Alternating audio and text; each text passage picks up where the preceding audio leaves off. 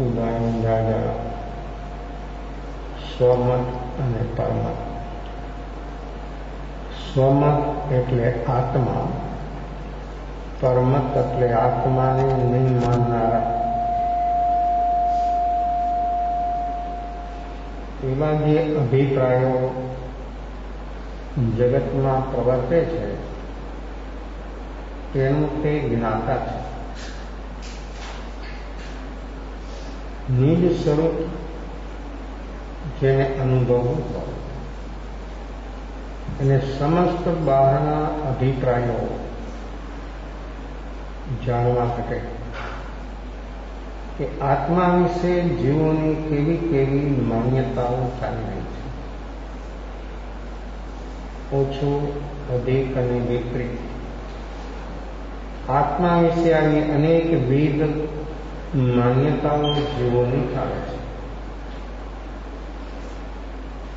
અને આ જ્યાં સુધી વિપરીત માન્યતાઓમાં જીવ રહે ત્યાં સુધી સ્વરૂપ અનુભૂતિ, આત્મ અનુભૂતિ, સમ્યક દર્શન, બોધિ, ભેદ જ્ઞાન એ કદી સંભળી શકે. જેને આત્માની રુચિ અને લગન આગ જેવી હોય અંદર, કુનકુના એ અવસ્થામાં ક્યાંય પત્તો ન લાગે. સ્વભાવ વિશે માણસની વર્તમાન અવસ્થા આત્મ અનુભૂતિ કરવા માટે વ્યક્તિની ભીતરમાં તરફ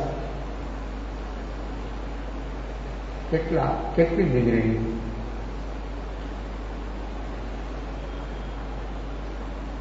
જેમ બહારના વ્યવહારના ક્ષેત્રમાં અનેક પ્રકારની વ્યક્તિની અંદરમાં તડપ ઊભી થાય છે અને મન જ્યારે સમગ્રપણે એ તડપને આધીન બની જાય છે, મન એને પકડે છે અને ત્રણેય યોગ વ્યક્તિનું મન, વાણી અને શરીર અને સાથે ઉપયોગ તો જ્યાં સુધી આ બેહોશી રહે ત્યાં સુધી ઉપયોગ તો અજ્ઞાન રૂપ જ છે. જ્યાં સુધી હોશ ન પ્રગટે ત્યાં સુધી ઉપયોગ જ્ઞાન સ્વરૂપ ન બને. ના ઉપયોગ, યોગ એટલે જોડાવું, ઉપયોગ એટલે જે વસ્તુ જે જગ્યાએ જ્યાં જેમ છે તેમ એ સાથે હોય છતાં એને અલગ જોઈ શકે. આ ઉપયોગનું કામ છે. શરીર અને આત્મા સાથે છે, કર્મ અને આત્મા સાથે છે, પણ એને અલગ જોઈ શકે, એને અલગ અનુભવી શકે. આ ઉપયોગનું કામ છે. આ મન, બુદ્ધિ, ઇન્દ્રિયો એનાથી આ કામ કદી શક્ય બને એવી કોઈ સંભાવના નથી. ઉપયોગ એટલો સૂક્ષ્મ છે કે જો જ્યારે પૂર્ણ ઉપયોગ, કેવળ જ્ઞાન રૂપ ઉપયોગ જ્યારે પૂર્ણ બને ત્યારે આત્મા પ્રત્યક્ષ બની જાય. તો એ ઉપયોગ કેટલો સૂક્ષ્મ છે. ઉપયોગમાં આત્મા આમ સામે પ્રત્યક્ષ આવે, પૂર્ણ ઉપયોગ. અને ઉપયોગને કોઈના અવલંબનની જરૂર નહીં, કોઈની જરૂર નથી. સ્વાધીન, સ્વતંત્ર 100%. ઉપયોગનું પરાધીનપણું એટલે સંસાર, ઉપયોગનું પરાધીનપણું એટલે દુઃખ, ઉપયોગ બેહોશી એટલે ઉપયોગનું શૂન્યપણું. તે જ છે કર્મની આવક, તે જ છે કર્મનું સર્જન અને તેનાથી જ જીવને કર્મ બને. જો ઉપયોગ જેનો જગજો બની જાય તો નવું આવતું બંધ થઈ જાય. આશ્રમના જે કનેક્શનો છે એ બધા કનેક્શનો કટ કરી નાખે. કેવું કામ છે?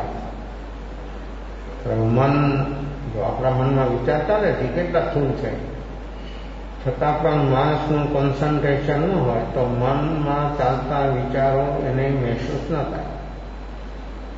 તો સ્થૂળ વિચારો, મન બુદ્ધિના તલ ઉપર ચાલતા વિચારો એ પણ માણસનું મન સ્વસ્થ સ્થિર ન હોય તો એને દેખાય નહીં, મહેસૂસ ન થાય. જ્યારે મન માણસનું એકદમ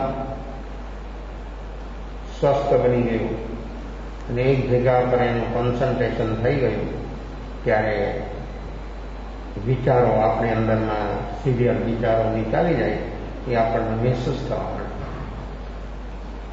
કે આ વિચાર તો ચાલે છે મારી અંદરમાં.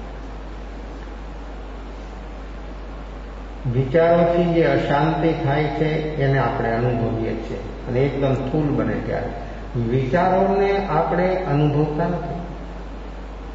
અને જેનાથી વિચાર ઉદ્ભવે છે એની ખબર જ નથી. તો વિચાર એટલા બધા સ્થૂળ છે જે આપણું કોન્શિયસ મન પકડી શકે એટલે કે મહેસૂસ થાય એ વિચાર તો બહુ સ્થૂળ છે. હજી બીજા વિચારો છે એના સિવાય. પણ પહેલા સ્ટેપ બાય સ્ટેપ કામ થાય. જો વ્યક્તિ એ ક્ષેત્રમાં એનો રસ રુચિ વધે તો જરૂર એની અંદરમાં આગળ એ ચાલી શકે. અને બુદ્ધિપૂર્વકના વિચારો જ્યારે એના બંધ થાય પછી અબુદ્ધિપૂર્વકના વિચારો. નક્કી થયું ને કે મન અને બુદ્ધિ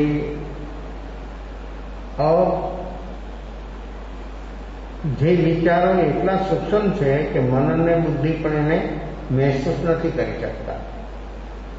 અને એવા વિચારો પણ જ્યાં સુધી જીવને એ વિચારો ચાલે છે ત્યાં સુધી, અને સ્થૂળ કે સૂક્ષ્મ એ જે વિચારો ચાલે છે એ વિચારો પ્રમાદ છે, વિચાર પ્રમાદ છે. અને આ પ્રમાદ જ્યાં સુધી હોય ત્યાં સુધી જીવની પ્રણતિ, જીવના પરિણામ એની ક્યુ ન બને, અખંડ. પરિણામની ક્યુ અખંડ બને ત્યારે જ બને, તેને જ બને કે જ્યારે વ્યક્તિ બુદ્ધિપૂર્વકના અને અબુદ્ધિપૂર્વકના બંને વિચારોથી વ્યક્તિ ઉપર ઉઠી જાય ત્યારે પરિણામની ક્યુ બને. અને એ ક્યુ એવી છે, એટલી શુદ્ધિ છે એનામાં, એ પરિણામો એટલા બધા નિર્મળ છે કે એની અંદરમાં એક અંશ માત્ર પણ વર્તમાનમાં રાગ દ્વેષનો અંશ માત્ર, મિથ્યાત્વનો તો છે જ કરી નાખ્યો છે. અને હવે જો આ કામ જે ચાલે છે એ ચારિત્ર મૂળનું ચાલે છે. ચોથાથી આગળના જે ગુણસ્થાન છે એ બધા ચારિત્ર મૂળ, એટલે કે રાગ દ્વેષ. એ રાગ દ્વેષી ચારિત્ર મૂળ છે. દર્શન મૂળ એટલે ભ્રાંતિ, જેમાં જે નથી તેમાં તે માનવું, તેમાં તે મેળવવાનો પ્રયાસ, તેનું નામ છે ભ્રાંતિ. આ ભ્રાંતિ જીવ માત્રને જે ચાલે છે તે દર્શન મૂળથી હોય છે. એ તો દર્શન મોદૂર થઈ ગયો એટલે હવે નંબર આવ્યો બીજો, ચારિત્રમ. ચારિત્રમ એટલે રાગ દ્વેષ. આ રાગ દ્વેષની કેવી કેવી અવસ્થાઓ, કેવી કેવી તારતમ્યતાઓ ચાલે છે અને એ રાગ દ્વેષના જે તરંગો ઉઠે છે એને અનુરૂપ જ વિચારો ચાલે. જેટલું જીવન જાગરણ જેટલું પ્રગટ થઈ જાય એટલે વિચાર બંધ નહીં થવાનો, રાગ દ્વેષ બંધ થવાનો.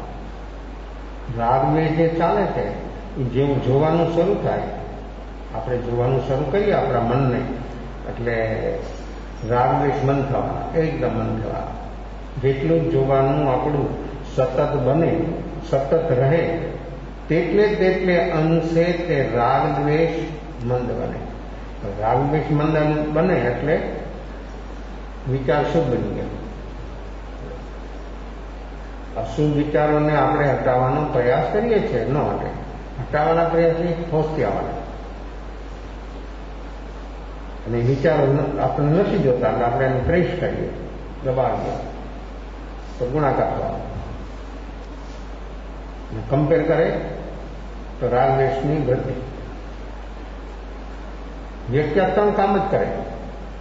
વિચારોથી ઉપર ઉઠવા માટે જાગરણ, સાક્ષી ભાવ. આ જોવાનો અભ્યાસ તો પ્રાય માણસની અંદરમાં બહુ ઓછો જોવા મળે. જ્યારે જોવાનું શરૂ થાય, મનમાં જોવાનું શરૂ થાય, ત્યારે સીધા રાગ દ્વેષ મન બને. કારણ કે એને જે હીટ આવતા હતા, એને જેનાથી હીટ મળતી હતી મનને, જોવામાં મન રોકાઈ ગયું એટલે એની હીટ બંધ થઈ ગઈ. આપણે આમ ક્યાંય જોતા હોય બહારમાં તો બીજું કંઈ ચાલતું હોય એની આપણને ખબર ન થાય. અને બહારમાં કંઈ જોઈએ આપણને બરાબર આપણું મન ત્યાં સેટ થઈ ગયું તો પછી જે બીજું ચાલે છે એ ચાલે તો છે પણ એ આપણા છૂટી ગયું. જો મન આટલું બધું તેજ હોવા છતાં એક ક્ષણે એક સમયની જ વાતને એ મહેસૂસ કરી શકે. મન કેટલું ફૂલ છે. એક સાથે એક હાથ એકદમ આઈસનું પાણી હોય એમાં રાખ્યો અને એક હાથ ગરમ પાણીની બકેટ ભર્યો એમાં રાખ્યો. શું થાય? શું લાગે?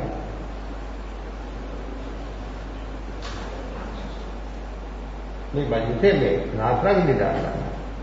પછી એ વ્યક્તિને ગરમ અને ઠંડુ એ બે એક સાથે અનુભવમાં આવે. કેમ લાગે?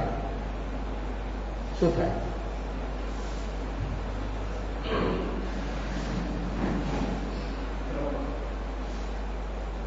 એક ક્ષણના અંતરે સમયાંતર થાય ત્યારે આપણને એમ લાગે કે હું એક સાથે અનુભવું, એક સાથે અનુભવ ન થાય. સમયાંતર તો એક સમયની જે અવસ્થા છે, એક સમય જે સૂક્ષ્મ કાળનો અવિભાજ્ય અંત કે જેના બે વિભાગ ન થઈ શકે એવો કાળનો એક ક્ષણ, કાળની અવિભાજ્ય એક ક્ષણ, એના બે વિભાગ કદી ન થઈ શકે એવી એક સૂક્ષ્મ ક્ષણ છે કાળની. તો એ ક્ષણને આપણું મન પકડી શકતું નથી અને ઉપયોગ માગનાર ન હોય. ઉપયોગ જ્યારે જાગી જાય ત્યારે એક એક ક્ષણ એને મહેસૂસ થાય, એક એક ક્ષણ. આ ઉપયોગનું સામર્થ્ય કેવું છે? આ ઉપયોગ કેટલો સૂક્ષ્મ છે કે સૂક્ષ્મમાં સૂક્ષ્મ સમય, એ સમયને પણ મન અને બુદ્ધિ પકડી ન શકે. અને એની ખબર જ, આપણને જે ખબર થાય કાંઈ પણ હું બોલું છું, આપ લોકો સાંભળો છો, એ આપના કાન ઉપર અવાજ આવે એ આમને સામને જ છે ને, છતાં સમય કેટલો લાગે? અસંખ્યાતા સમય, અસંખ્યાતા સમય પાસ થાય ત્યારે શબ્દ કાન પર આવે. આપણી એક આંખની પલક, એક ચૂટકી બજાવે એટલામાં અસંખ્યાતા સમય જાય. તો આપણું મન અસંખ્યાતા સમયની વાતને મહેસૂસ કરી શકે. એક ક્ષણની વાતને મન, બુદ્ધિ, ઇન્દ્રિયો કદી મહેસૂસ ન થાય. એક ક્ષણની વાતને અનુભવવાની શક્તિ હોય તો ઉપયોગની. એટલે ઉપયોગ વર્તમાન એક ક્ષણનો, વર્તમાન ક્ષણ અને પરમાણુ, લોકાકાશના પ્રદેશો, આત્માના પ્રદેશો, એક પ્રદેશ આત્માનો, એક લોકાકાશનો, એક ક્ષણ સમયની અને એક વર્તમાન સમયમાં જે કંઈ ચાલી રહ્યું છે તે બધું આપણું મન તેને કાંઈ મહેસૂસ કરી શકતું નથી. પણ જ્યારે ઉપયોગ ઝગઝોર બને ત્યારે શું બને? ત્યારે શું થાય?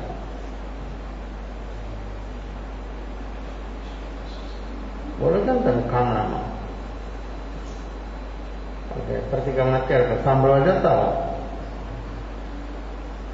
પરમાત્મા વિતરાગ એનો જે ઉપયોગ છે એ કેવો ઉપયોગ છે? પૂર્ણ ઉપયોગ. જગજો એમાં કોઈ હવે એક અંશ માત્ર પણ એમાં રાગ દ્વેષની અવસ્થા નથી. ટોટલ કારણ ખતમ. તો એ વિતરાગ પરમાત્મા ક્ષણ ઘટઘટની અને સમયની વાત જાણે ને જુએ. જાણે જ્ઞાનથી અને જોવે દર્શનથી. અહીંયા દર્શન બે, એક સમ્યક દર્શન શ્રદ્ધારૂપ છે અને અહીંયા કેવળ દર્શન. જ્ઞાનાવરણીય કર્મ ખતમ થાય એટલે જ્ઞાન, કેવળ જ્ઞાન પ્રગટ થાય, અને દર્શનાવરણીય બીજું ઘાતી કર્મ એ ખતમ થાય એટલે કેવળ દર્શન પ્રગટે. આપણે જેમ આંખથી જોઈ શકીએ છીએ તો કેવળ દર્શન પ્રગટે એટલે સમસ્ત અંગથી, સમસ્ત શરીરથી જોઈ શકે. તો અર્યંત હોય એ શરીરધારી હોય, સિદ્ધ ભગવાન.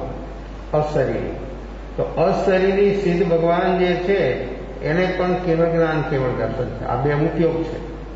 કેવળ જ્ઞાન અને કેવળ દર્શન ઉપયોગ છે. તો એ કેવળ જ્ઞાનથી સમસ્ત વિશ્વ એને જણાય છે.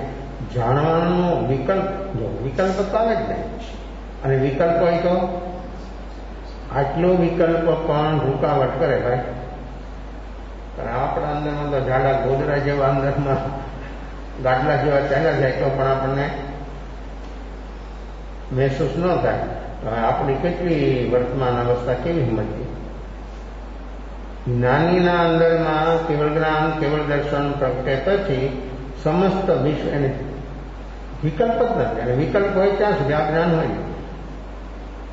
તો એક ક્ષણમાં, એક જ ક્ષણ, જેને આપણે આપણું મન બુદ્ધિ કોઈ પકડી નથી શકતા એવી એક ક્ષણમાં ત્રણ કાળ, ભૂતકાળ, ભાવિ અને વર્તમાન, ત્રણ કાળને બધું જાણે, બધું જણાય અને ત્રણ કાળને દેખી શકે.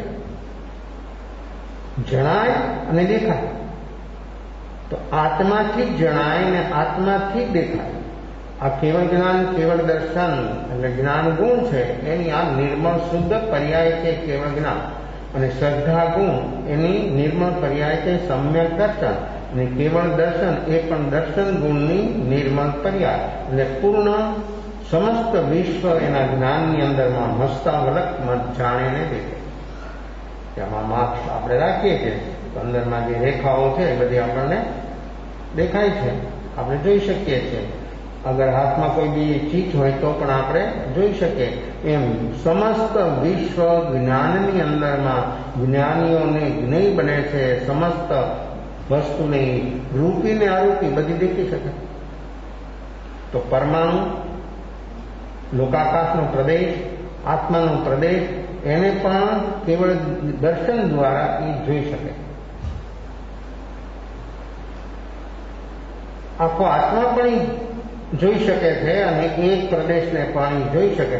આવું જ્ઞાન છે, આટલું જ્ઞાન છે આપણી અંદરમાં. આપણા આત્માની અંદરમાં પણ આ જ્ઞાન ભર્યું છે. હવે એને જો આપણે અનુભવવું હોય તો એની ઉપર લાગેલી આ પરતો બધી આપણી બેહોશીથી આ બધી પરતો લાગી છે, એમાંથી આપણે બહાર આવવું છે. હવે બહાર આવવા માટે આપણે જીવનમાં, વર્તમાનમાં શું પ્રયાસ કરીએ છીએ? એ પ્રયાસ શું છે? એ પરતોને ખોલવાનો પ્રયાસ શું છે આપણો? યમ, નિયમ, વ્રત, જપ, તપ એ બધું છે, એ બધા સાધનો છે. એ સાધનો દ્વારા કામ શું કરવાનું? કે આપણા હોશ પ્રગટે, આપણી અંદરમાં હોશ પ્રગટે.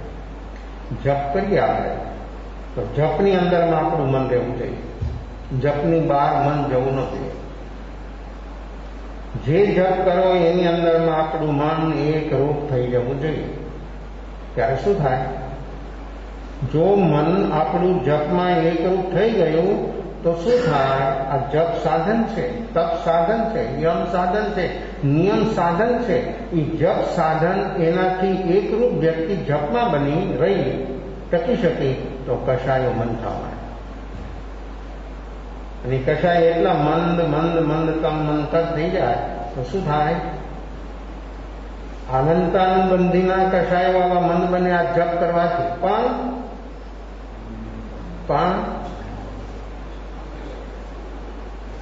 જપમાં મન રહે તો હાથમાં માળા લીધી, 1 ને 2 મણિયા બરાબર જાય, 3જા મણિયામાં શું થાય? મને એમાં હોય. પછી તમે જપ ગમે ન કરો, આપણને એનું પરિણામ કેમ નથી આવતું? આપણી કચાશ છે. એમ દરેક અનુષ્ઠાન સામગ્રી સાધન છે, અનુષ્ઠાન છે, બહુ સરસ છે, કરવા જેવું છે. સામગ્રી વ્યક્તિએ સામાયિક 48 મિનિટની સામાયિક, અગર કોઈ 1 કલાક બેસે તો સામાયિક એને શું કામ કરવાનું? સામાયિક સમાધિ સુધી પહોંચાડી એવી ચીજ છે.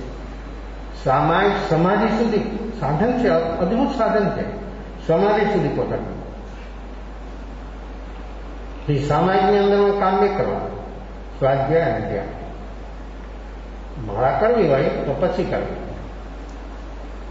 સામાયિકની અંદરમાં તો જો સામાયિકને આપણે વ્યવસ્થિત બનાવવી હોય, સામાયિક આપણે સહી કરવી હોય અને સામાયિકનો લાભ જો આપણે ઉઠાવવો હોય, એનો લાભ જો આપણે પ્રાપ્ત કરવો હોય તો સામાયિકમાં કામ 2 થાય, સ્વાધ્યાય અને ધ્યાન.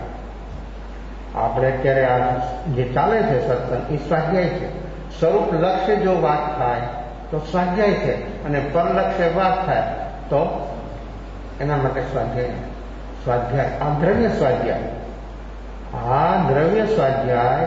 તો એ દ્રવ્ય સ્વાધ્યાય પણ સામાયિકમાં કરે સ્વરૂપ લક્ષ્યથી તો 1 વાર ભાવ સ્વાધ્યાય સુધી પહોંચશે.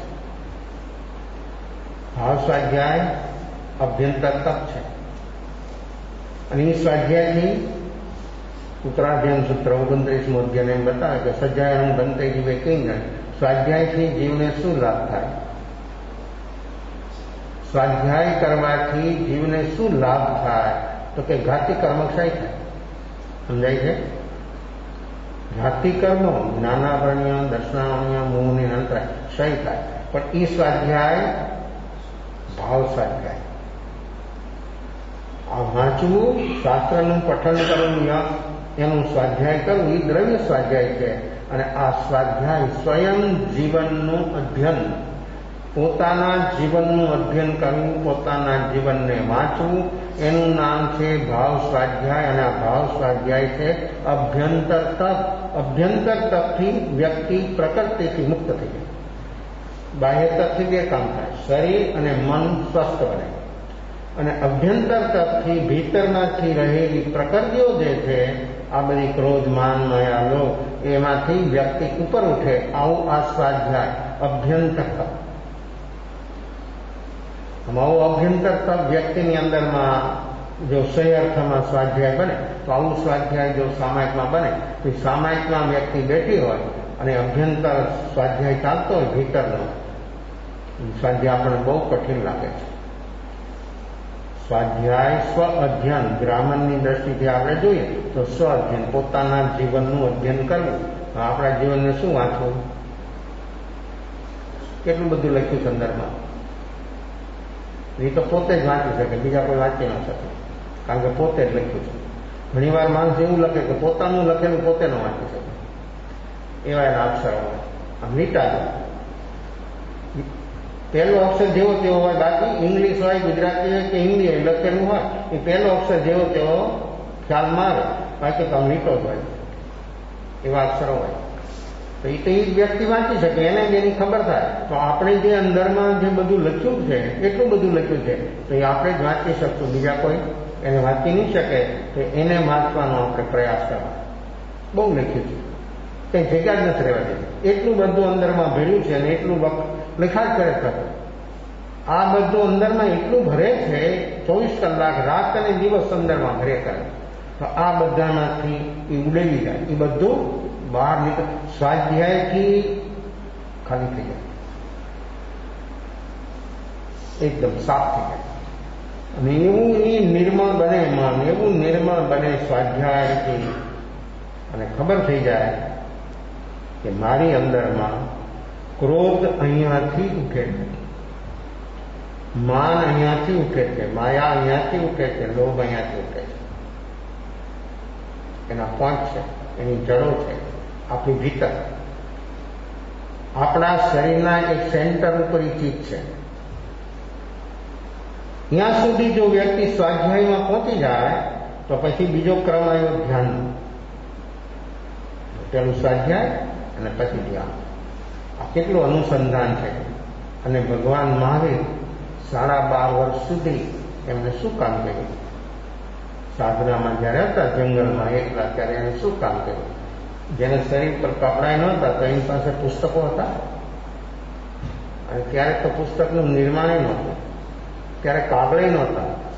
પણ આપણું મન કે ને તો તાલપત્ર ઉપર લખાતું હતું ને, ત્યારે તાલપત્ર ઉપર લખાતું હતું. પણ એની પાસે કપડાં પણ નહોતા, કોઈ વસ્તુ પણ નહોતી, તો પછી પુસ્તક ક્યાંથી હોય? તો સ્વાધ્યાય શું કર્યો? કામ બે કર્યું. ભગવાન મહાવીરે 12.5 વર્ષ સુધી બે જ કામ કર્યું, સ્વાધ્યાય અને ધ્યાન. સ્વાધ્યાયમાં ટકે ત્યાં સુધી સ્વાધ્યાય, અને પછી નક્કી થઈ ગયું એનો પોઈન્ટ મળ્યો એટલે એની ઉપર ધ્યાન. જે પોઈન્ટ દેખાણો ખબર થઈ, નક્કી થઈ ગયું કે અહીંયા જ છે, ક્રોધની જળ અહીંયા છે, એટલે એના ઉપર કરે ધ્યાન. હવે ધ્યાન કરે એટલે શું થાય? એ જે જળ છે ને જલી જાય, ખતમ. પછી ક્રોધ નથી કરવો નહીં. ગમે તે પોઝિશન આવે, ગમે તે લિમિટ આવે, ગમે એવી ઘટના ઘટે, એના અંદર મેં રૂવાણું બેઠું ન થાય. કોઈ હાલતમાં ક્રોધ ના આવે. ક્રોધ કરનાર વ્યક્તિ થાકી જાય અને કાંઈ ન થાય. એને એમ પણ ન થાય કે હું તો નિર્દોષ છું ને મારી ઉપર આવું આ કેમ કરે, એવો વિકલ્પ પણ ના આવે. એવી છે સ્વાધ્યાય અને ધ્યાનની સંગતિ.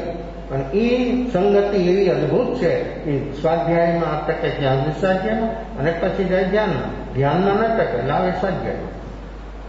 કેવું કામ કર્યું, કેટલું કામ કર્યું. 12.5 વર્ષ સુધી ઉભા રહ્યા, બેઠા, નિંદર ન કરી. પ્રમાદથી ઉપર ઉઠવા માટે નિંદર નો ક્યાં, અને નીચે નહીં બેસવું એ પણ પ્રમાદ ને. હવે તો આપણે એમ કહીએ કે નીચે બેઠા વગર રહેવાય, રહી શકાય? તો નીચે બેસવું એ પ્રમાદ છે, નિંદર કરવી પ્રમાદ છે, બોલવું પ્રમાદ છે. આ પ્રમાદથી ઉપર ઉઠવા માટે આ 3 નિયમ એવા કડક બન્યા કે 12.5 વર્ષ સુધી બોલ્યા, 12.5 વર્ષ સુધી નિંદર ન કરી, નીચે ન બેઠા. આ ત્યારે અંદરમાં આ ઘાતી કર્મો અંદરમાં જે જ્ઞાનાવરણીય, દર્શનાવરણીય, મોહની અંતર, એ 4 ઘાતી, આ સ્વાધ્યાય અને ધ્યાન. એ ધ્યાન આર્તરૌદ્ર ધ્યાનથી મુક્ત થવા માટે ધર્મ ધ્યાન, અને ધર્મ ધ્યાનથી પણ ઉપર ઉઠવા માટે શુક્લ ધ્યાન. એ શુક્લ ધ્યાન સુધી ક્યારેય પહોંચી શક્યા. આવો જેનો અપ્રમત્ત ઉત્સાહ, અને સતત રાત અને દિવસ ઘોર જંગલમાં, જ્યાં કોઈ મનુષ્ય પણ દિવસના ન પહોંચી શકે એવા જંગલની અંદરમાં એમણે આ સાધના કરી. તો 1 ઉપવાસ, 2 ઉપવાસ, 3 ઉપવાસ, એમ 6 મહિના સુધી કન્ટિન્યુઅસ. તો આપણે જો તપની નોંધ કરી કે ભગવાને 12.5 વર્ષમાં 349 પારણા થયા ખાલી, એની આપણે નોંધ કરી. પણ સ્વાધ્યાય અને ધ્યાનની જે ભગવાન મહાવીરની પ્રોસેસ, એની જે પ્રેક્ટિકલી સાધના ધ્યાનની, એ આખા કોઈ જૈન આગમોની અંદરમાં ક્યાંય જોવા નથી મળતું. એવું કામ જે વ્યક્તિએ, જેનાથી જે પરમાત્મા બની શક્યા, જે સાધન સ્વાધ્યાય અને ધ્યાન, એની પ્રેક્ટિકલ પ્રોસેસ કોઈ આગળમાં જોવા નથી મળતી. શું સમજવાનું? કેવી અવસ્થા? ભગવાન મહાવીર અને ભગવાન બુદ્ધ બી સાથે જ થયા, સમકાલીન બે. અને વધારે બિહારમાં એ હતી તો વિહાર ભૂમિ, પછી થઈ ગયો પ્રબંધ, એટલે વિહારનું બિહાર થઈ ગયું. એ ભૂમિમાં વધારે બિહાર, બંગાળ, ઓરિસ્સા, એ ક્ષેત્રની અંદરમાં આ બંનેનું ઉચ્ચરવાનું થયું, અને ગ્રામાનુગ્રામ વિચરતા હતા, વિહાર થતો હતો. એટલે વિહાર ભૂમિ હતી, અને એની અંદરમાં એમને કેવી સાધના કરી, કેવી સાધના થઈ. એ સાધનાની અંદરમાં એક પછી એક એવા તપ, એવી સાધનાઓ. તો એ તપની અંદરમાં શું કરે? નહીં હાલવું, નહીં ચાલવું, નહીં બોલવું, નહીં બેસવું, નહીં ઉઠવું, ઊંઘા રહેવું. 6 મહિના સુધી એક જગ્યાએ કન્ટિન્યુઅસ ઉભો રહેવા. આંખ બંધ કરીને મૌન થઈને 1 કલાક ઉભા રહ્યા, શું થાય? જો તમે સંકલ્પ કરશો ને તો તમને થાક લાગવા માંડશે. અમે અમથા તમે કોઈ કામ માટે કંઈ ગયા ને ઊભા રહી ગયા 2 કલાક તો તમને કોઈ દેખાશે નહીં. પણ તમને એમ છે કે મારે 1 કલાક ઉભું રહ્યું ત્યારે તમારા પગ થાકવા માંડે. તમને એમ થાય કે બેસી જાવ, થાક લાગી ગયો. માણસનું મન હંમેશા માટે કોઈ પણ અવસ્થા એને પકડી અને એને એમ કે આમાંથી જલ્દી બહાર નીકળવું છે, એને ભજન લાગે ને એનાથી એનું મન નિર્ભર બની જાય છે. તો આ મનની જે અવસ્થા છે એ બધો પ્રમાદ છે, અને આ પ્રમાદથી જ્યાં સુધી વ્યક્તિ બહાર ન આવે ત્યાં સુધી એનું કાર્ય થઈ જ ન શકે. તો મહાવીર અને બુદ્ધ બંને એ ભૂમિની અંદરમાં એટલું વિચરા અને એવી એને સાધના કરી અને બંને આત્માઓને એ જ ભૂમિ ઉપર કેવળ જ્ઞાન કેવળ દર્શન થયું અને એ જ ભૂમિ ઉપર એમનો નિર્વાણ થયો. કેવું કામ છે! ભગવાન મહાવીર ભગવાન બુદ્ધ બંને એ જ ભૂમિની અંદરમાં સાધના ક્ષેત્ર રહ્યું અને એ જ ભૂમિની અંદરમાં એમના સાધના કરી પૂર્ણ પરમાત્મા તક પહોંચી શક્યા અને એ જ ભૂમિની અંદરમાં એમનું નિર્વાણ. તો આ ભૂમિ એની અંદરમાં જે સાધકોએ સાધના કરી અને જીવનને ઉન્નત બનાવી, એ ઉન્નતિને આપણે આપણા જ જીવનની વર્તમાનમાં જો આ સાધનો બતાવ્યા. પર્વાધિરાજ પર્યવસાન પર્વ ચાલે છે એટલે લોકો બાહ્ય તપ ખૂબ કરશે પણ અભ્યંતર તપ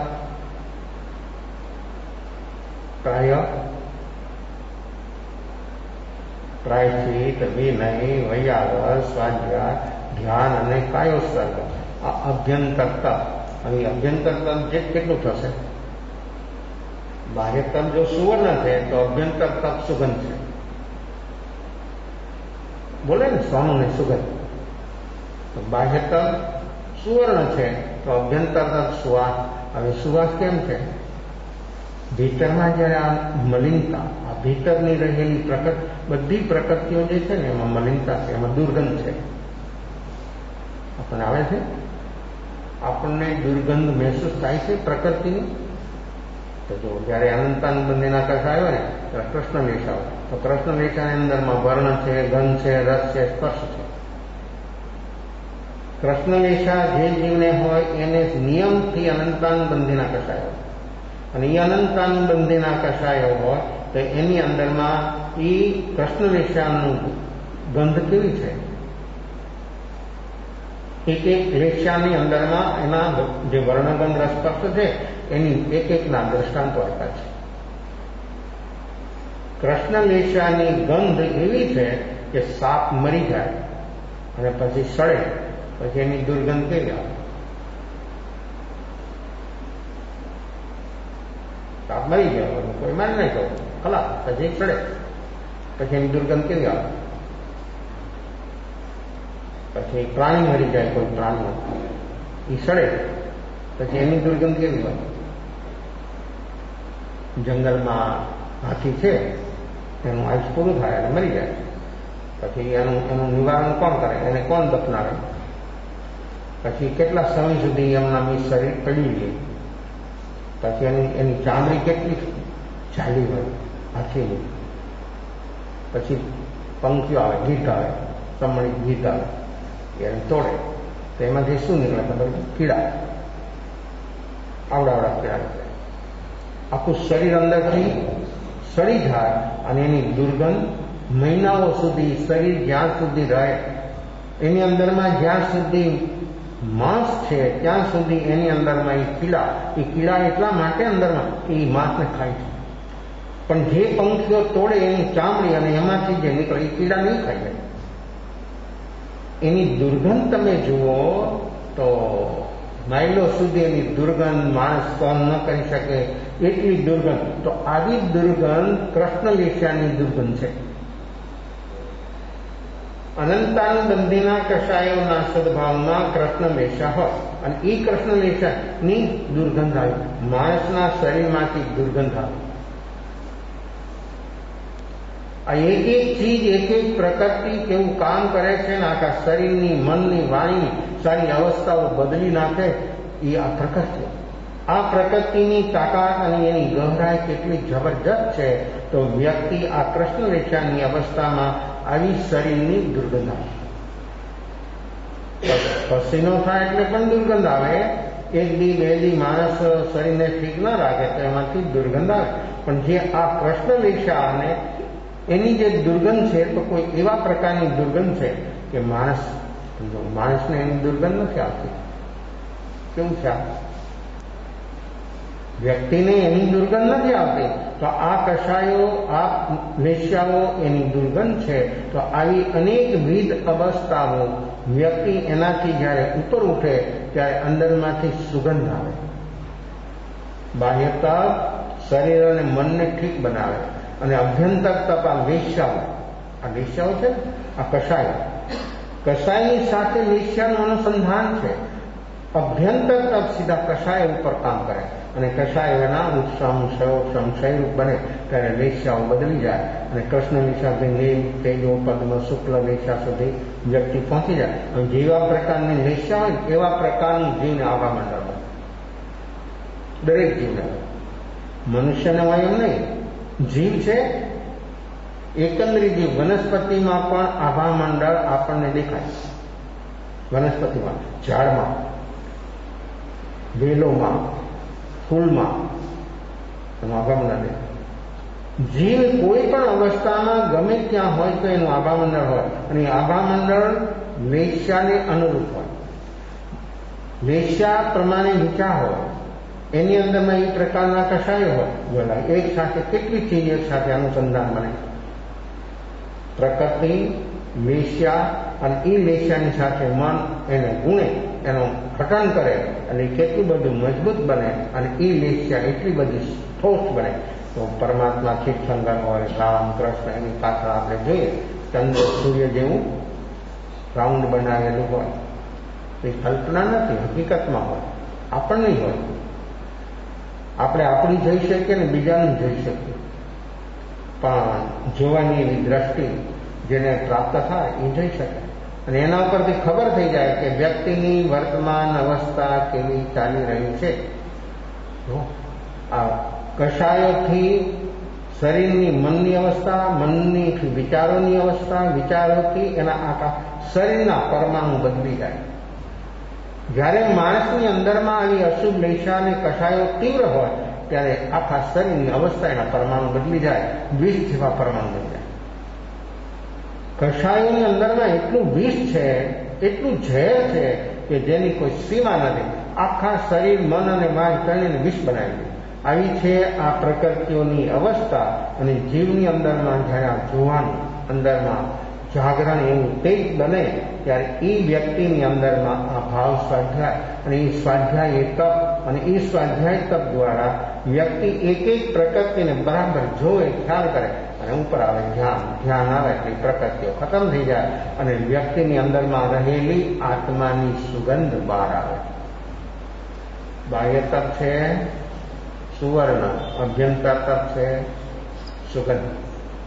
એવી સુગંધ છે કેસરની સુગંધ હોય, ગુલાબની સુગંધ હોય, ઘણા પ્રકારના જે દ્રવ્યો જે કુંડલ છે બધામાં સુગંધ હોય.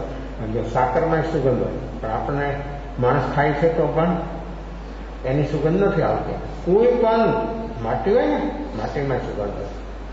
વરસાદ પેલો આવે ત્યારે એની 2-5 મિનિટ કેવી સુગંધ આવે. ટેરેસ ઉપર કે છાપરો હોય તો છાપરા ઉપર જે માટી, જે ધૂળ જામી ગઈ હોય અને એના પર પાણી પડે એટલે એની સુગંધ કેવી આવે. આ તો બી માટી બધી મૃત માટી, ખેતરમાં વરસાદ વરસે એની જે સુગંધ હોય એ કેવી સુગંધ હોય. માણસ આમ તરબતર થઈ જાય એવી એની એટલી સુગંધ મીઠી, એને એમ થાય કે આ માટી હું ખાઈ લઉં. એટલી બધી સુગંધ એની મીઠી આવે.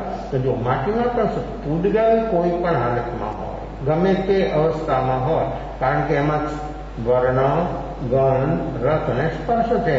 પણ જ્યારે એને નિમિત્ત મળે છે ત્યારે એ વસ્તુ બહાર આવે છે. ચણાની અંદરમાં રહેલું ફરસાણ શેનું બને બધું? ચણાના. તો એમાં રહેલું ફરસાણ તમે એમના ચણા મોઢામાં નાખો તો પણ એ ચણાને શેકે તો એની અંદરમાં રહેલું ફરસાપણું બહાર આવે, નિમિત્ત બન્યું. જો નિમિત્ત વસ્તુ અંદરમાં છે, એ ચણાની અંદરમાં જે ફરસાપણું છે એ એની અંદરમાં એનું ગુણ છે, પણ જ્યારે એનું નિમિત્ત બન્યું ત્યારે એ બહાર આવે છે અને માણસને એની ખબર થાય છે કે હા આની અંદરમાં આ ચીજ છે. એમ આપણી અંદરમાં આ તો આપણે રોજ ઉપયોગ કરીએ છીએ વસ્તુનો, પૂતગલનો, ખાવા પીવાનો, પણ તો પણ આપણને, કારણ કે મન આપણું માણસ વ્યક્તિ જમતી હોય તો એમાં બધી વસ્તુ છે ને, દાળ હોય, શાક હોય, રોટલી હોય, પછી કાંઈ મીઠાઈ હોય, જે પ્રકારનો, એ બધાની અંદરમાં સુગંધ છે. તો અમુકની આવે ને અમુકની કેમ ન હોય? પછી જમે છે છતાં એને અમુક ટેસ્ટ જ આવે, બધી વસ્તુનો એને રસ કેમ ના આવે? આપણું મન જમવામાં નથી, જમીએ છીએ પણ આપણું મન જમવામાં નથી. માણસ ટેન્શન અને તણાવમાં જમે તો એ જમે છે, એને એમ લાગે છે કે હું જમું છું, પણ એને એની ખબર ન હોય કે મેં શું ખાધું. આટલી બધી જીવની ટેન્શનવાળી અવસ્થા, એનાથી મન આટલું બધું મૂર્છિત બને છે. તો હવે આ માણસની જે અવસ્થા છે, જ્ઞાન સ્વરૂપ આત્મા, આત્માની અંદરમાં રહેલા આવા એક ગુણ નથી. કેટલા ગુણ છે? અનંત. હવે અનંત ગુણ જ્યારે આવરણ બધા હટી જાય ત્યારે અનંત ગુણમાંથી એક ગુણમાંથી એક પર્યાય બહાર આવે. ત્યારે શું હોય? ગુણ અનંત, એક ગુણમાંથી એક પર્યાય બહાર આવે.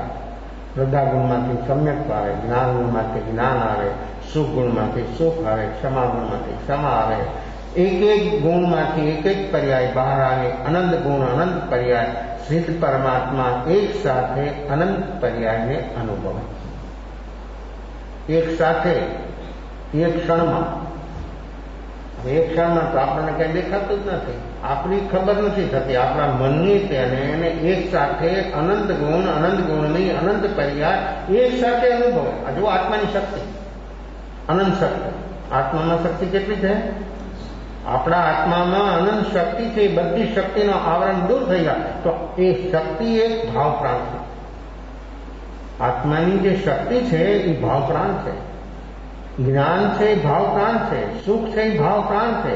એ ભાવ પ્રાણ જ્યારે આવરણ રહિત બની જાય ત્યારે એ અનંત શક્તિથી એ એક સાથે એને અનુભવે.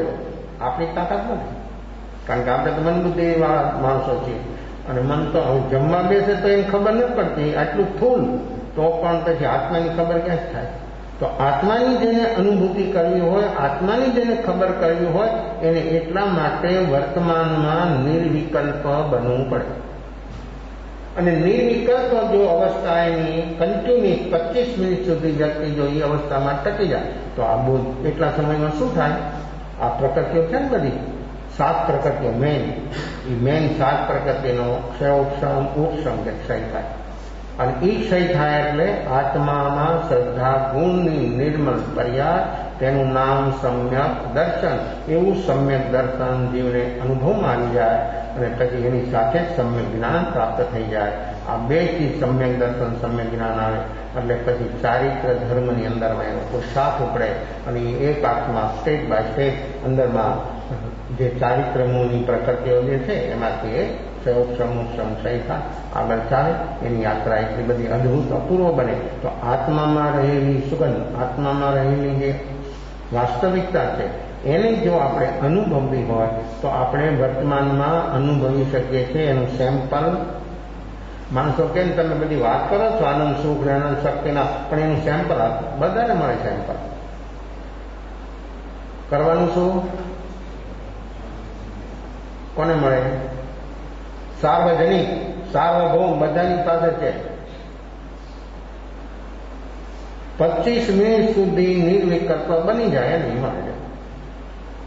કોને મળે, કેમ મળે, ન મળે પ્રશ્ન જ નથી, બધાને મળે, બધાની પાસે છે. આ 25 મિનિટ વર્તમાનમાં નિર્વિકલ્પ અવસ્થામાં ટકી જાય એને આ ચીજનો અનુભવ થાય કે હા હું આ આત્મા, આ સંયોગ સંબંધવાળું શરીર અને આત્મા બે અલગ છે એવો અને અનુભવ થઈ જાય. એનાથી પણ આગળ ચાલે અને આત્માને કર્મ, શરીરને આત્મા જેમ સાથે છે ને એમ શરીર તો સ્થૂળ છે એટલે અહીંયા છૂટી જાય પૂરું થાય એટલે, પણ કર્મ સાથે ચાલે.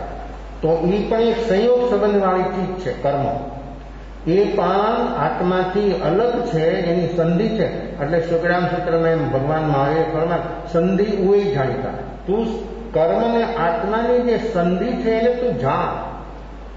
છે ને જાણ બેલાદી છે ને સંધિ. જો આને અલગ કરીએ કે સંધિ છીણી મૂકે ઉપર મારે હથોડો તો અલગ. એમ આત્મા અને કર્મ એની સંધિ છે. એ સંધિ ઉપર જો માણસ પ્રજ્ઞાને છીણી કહેવામાં આવે છે. સમય સાધના અંદરમાં પ્રજ્ઞાને છીણી. પ્રજ્ઞા એટલે બુદ્ધિ નહીં. ડિક્શનરીમાં આ જ શબ્દ છે, પર્યાયવાચી બનાવ્યો છે કે બુદ્ધિ અને પ્રજ્ઞા એ. બુદ્ધિ સર્વસામાન્ય બધાને, પ્રજ્ઞા તો સાધનાથી પ્રગટે. અને પ્રજ્ઞા એટલી તીક્ષ્ણ છે, બુદ્ધિ તો બહુ સ્થૂળ છે. માણસ કે બહુ જાડી બુદ્ધિનો માણસ છે. એટલે ગમે એવો હોશિયાર હોય ને, ગમે એટલો હોશિયાર હોય ને, તો પણ એની બુદ્ધિ પ્રજ્ઞાની અપેક્ષાએ એની બરોબરી ન થઈ શકે. પ્રજ્ઞા અને બુદ્ધિની બરોબરી ન થઈ શકે. પ્રજ્ઞા જાગે સાધના, અને જેની અંદરમાં આવી સ્વરૂપલક્ષી સાધના હોય એના એ પ્રજ્ઞા પ્રગટે. અને પ્રજ્ઞા પ્રગટે એટલે સૂક્ષ્મમાં સૂક્ષ્મ જે આ સંધિ છે કર્મને, અને આત્મા આરૂપી છે, અને કર્મ દ્રવ્ય કર્મ રૂપી છે. આત્મા આરૂપી અને દ્રવ્ય કર્મ રૂપી આ બેની સંધિ છે. કેટલી સૂક્ષ્મ છે એ પ્રજ્ઞા એને જોઈ શકે. અને પછી આ મૂકે છીણી, અને પછી હથોડો મારે છે એનો શ્રદ્ધાનો. આ શ્રદ્ધા એ હથોડો છે, બે ભાગ કરી નાખે ખડા કરી. એ પ્રજ્ઞાની છીણી લગાવે અને ઉપર મારે હથોડો શ્રદ્ધાનો. એ શ્રદ્ધા દ્વારા બે ભાગ, આત્મા અને આ કર્મ. તો દ્રવ્ય કર્મ રૂપી છે અને આત્માની સાથે સંધિરૂપ છે. આત્માની અંદરમાં એનો પ્રવેશ નથી. કર્મ છે, આત્માની સાથે કર્મ અનંતકાળથી છે, પણ આત્માના પ્રદેશોની અંદરમાં કર્મનો પ્રવેશ નથી. કારણ કે આત્મા અરૂપી છે અને કર્મ રૂપી છે. સાથે છે, પણ એકબીજાના ગુણની અંદરમાં કાંઈ પણ એકબીજા ગડબડ કરી શકે નહીં. સાથે રહીએ તો આત્મા અરૂપી, એની સાથે રહેલા આ દ્રવ્ય કર્મ એને દૂર કરવાની તાકાત છે પ્રજ્ઞારૂપ છીણીની. આવી પ્રજ્ઞા જ્યારે આપણે અંદરમાં પ્રગટી જાય ત્યારે કેવું કામ થાય, કેટલું કામ થાય, ક્યાં સુધી પહોંચે. આવી આ પ્રજ્ઞાથી છલાંગ લાગે ભાઈ. ભીતર જગતમાં છલાંગ આ પ્રજ્ઞાથી લાગે, મન બુદ્ધિથી નહીં. મન બુદ્ધિ તો નાનું છે, બહુ સ્થૂળ છે. મન બુદ્ધિ જે આપણી પાસે છે એ તો બહુ સ્થૂળ છે ને બહુ થોડું જ એની અંદરમાં છે. ત્યારે આ પ્રજ્ઞા જે છે એની તાકાત એટલી બધી છે, એટલી ભયંકર તાકાત છે કે એક ક્ષણની અંદરમાં એ ભાગ કરી નાખે. અને આ હું અને આ કર્મ, આવી અવસ્થા સુધી એ પ્રજ્ઞાથી વ્યક્તિ પહોંચી શકે છે. તો આવી પ્રજ્ઞા પ્રગટાવવા માટે જીવો ભાગ્યશાળી બને. ધ્યાન કરીએ આપણે 10 મિનિટ કે આ પ્રજ્ઞા આ ધ્યાન સાધના દ્વારા પ્રગટી શકે. આ પ્રજ્ઞા ધ્યાન દ્વારા આ પ્રજ્ઞા આપણી પ્રગટી શકે છે. તો ધ્યાનમાં જ્યારે વ્યક્તિની રુચિ, રસ અને નિર્વિકલ્પ બની જાય તો પ્રજ્ઞા અંદરમાંથી બહાર આવે. એની એવી શક્તિ છે, એવી જેની તાકાત છે, એ વ્યક્તિ સ્વયં અનુભવી શકે. જો આ સુધી પહોંચી શકાય તો હવે 10 મિનિટ ધ્યાન કરીએ. आँख बंद, मुंह बंद, कमर और गर्दन से कटार बैठना, शरीर और मन स्वस्थ बना देना, मन और शरीर में कोई तनाव, टेंशन न रहे, शरीर और मन रिलैक्स कर देना, सहज चलता हुआ श्वास को साक्षी भाव से देखने का प्रयास, श्वास लेते समय नासिका के द्वार पर ठंडा महसूस होना, श्वास छोड़ते समय गर्म महसूस होना, मन भूल भावी में चला जाए तो पूर्ण श्वास, दीर्घ श्वास, 1, 2, 3 श्वास लेते हैं, मन वापिस आ जाए। सावधानी से काम करें, सजागता के साथ काम करें। लगाई श्वास काम करे।